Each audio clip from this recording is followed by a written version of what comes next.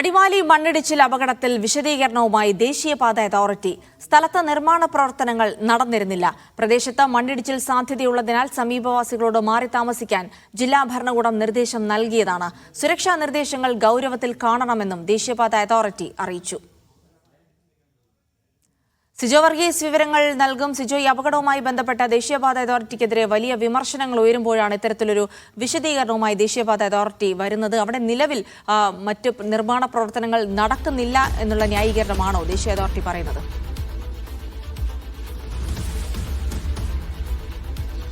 ജിൽസി, നിർമ്മാണ പ്രവർത്തനങ്ങൾ നടക്കുന്നില്ല എന്ന് പറയാൻ സാധിക്കില്ല. കാരണം ഈ സമയത്തും നിർമ്മാണ പ്രവർത്തനങ്ങൾ നടക്കുന്നുണ്ട്. പക്ഷേ ദേശീയപാത അതോറിറ്റി ഒരു വിശദീകരണ കുറിപ്പിലൂടെ ഒരു കൈയൊഴിയുകയാണ് പൂർണ്ണമായും. അതായത് ഒക്ടോബർ 22-ാം തീയതി ഇതുമായി ബന്ധപ്പെട്ട് ദേശീയപാതയിൽ ഉടനീളം പരിശോധന നടത്തിയിരുന്നു. ഈ പരിശോധനയിൽ മണ്ണിടിച്ചിലിന് സാധ്യതയുള്ള ഇടങ്ങൾ കണ്ടെത്തുകയും ചെയ്തിട്ടുണ്ട്.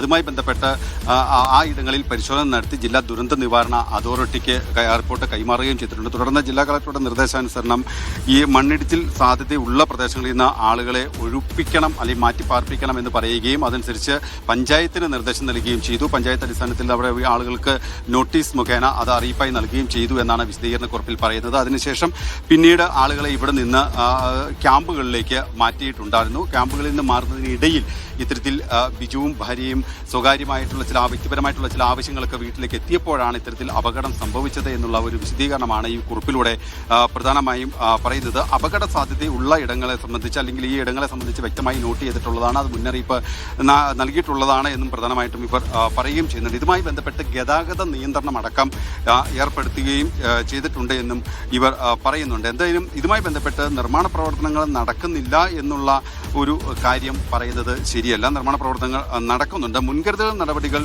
സ്വീകരിക്കുന്നുണ്ട് എന്ന് പറയുകയും ചെയ്യുന്നുണ്ട്. ഒപ്പം തന്നെ ചില ജാഗ്രതാ നിർദ്ദേശങ്ങൾ നൽകിയിട്ടുണ്ടായിരുന്നു. ജാഗ്രത പാലിച്ചുകൊണ്ട് അല്ലെങ്കിൽ ഈ അപകട സാധ്യതയെല്ലാം മുന്നിൽ കണ്ടുകൊണ്ട് തദ്ദേശ സ്വയംഭരണ സ്ഥാപനങ്ങളുമായോ ജനപ്രതിനിധികളുമായോ ജനങ്ങളുമായോ എല്ലാം കൂടിക്കാഴ്ച നടത്തിയാണ് ഈ നിർമ്മാണ പ്രവർത്തനങ്ങൾ നടത്തുന്നത് എന്നാണ് ദേശീയപാത അതോറിറ്റിയുടെ ഒരു വിശദീകരണം നൽകുന്നത്. എന്തായാലും ഇപ്പോഴും ഒരു കാര്യം വ്യക്തമാണ്, ഈ നിർമ്മാണ പ്രവർത്തനങ്ങൾ നടക്കുന്നു. ഈ നിർമ്മാണ പ്രവർത്തനങ്ങളുടെ ഭാഗമായി മണ്ണ് ഇടിഞ്ഞു വീഴുകയായിരുന്നു. അതായത് ദേശീയപാതയുടെ നിർമ്മാണവുമായി ബന്ധപ്പെട്ട് മണ്ണ് കുത്തനെ കട്ട് ചെയ്ത ആ ഭാഗത്തു നിന്ന്, അതിന് മുകൾ ഭാഗത്തു നിന്നാണ് ഈ മണ്ണിടിഞ്ഞ് ദേശീയപാത കടന്ന് അതിന് താഴത്തേക്ക് വന്നിരിക്കുന്നത്. താഴ്ഭാഗത്തായിട്ട് ഞാനിപ്പോൾ നിൽക്കുന്ന ഈ സ്ഥലം ഉൾപ്പെടെ ഏതാണ്ട് 4 വീടുകൾ ഈ മണ്ണിനടിയിൽ തന്നെ ഉണ്ട്, പൂർണ്ണമായി നശിച്ചിട്ടുണ്ട്. മറ്റ് 4 വീടുകൾ ഭാഗികമായി കേടുപാടുകൾ സംഭവിച്ചിട്ടുണ്ട്. നമുക്ക് മുകളിലേക്ക് തന്നെ കാണാൻ സാധിക്കും.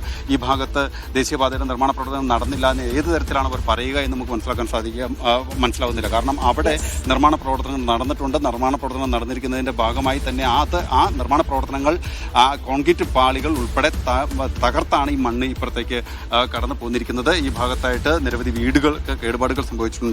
ബിജുവിൻ്റെ വീട്, ഈ കാണുന്ന ബിജുവിൻ്റെ വീടും ഒപ്പം തന്നെ പൂർണ്ണമായും തകർന്ന ആ ഒരു അവസ്ഥയിൽ തന്നെയാണ്. അതിനുശേഷം ഈ താഴ്ഭാഗത്തേക്ക് നോക്കിയാൽ നമുക്ക് കാണാൻ സാധിക്കും, ഇവിടെ നിരവധി വീടുകൾ ഈ ഭാഗത്ത് എല്ലാം ഉണ്ട്. നിരവധി വീടുകൾ ഈ താഴ്ഭാഗത്തായി തന്നെ കാണാൻ സാധിക്കും. ഈ ദേശീയപാത അതോറിറ്റി പറയുന്ന ഈ ഭാഗത്ത് നിർമ്മാണ പ്രവർത്തനങ്ങളൊന്നും നടത്തിയിട്ടില്ല.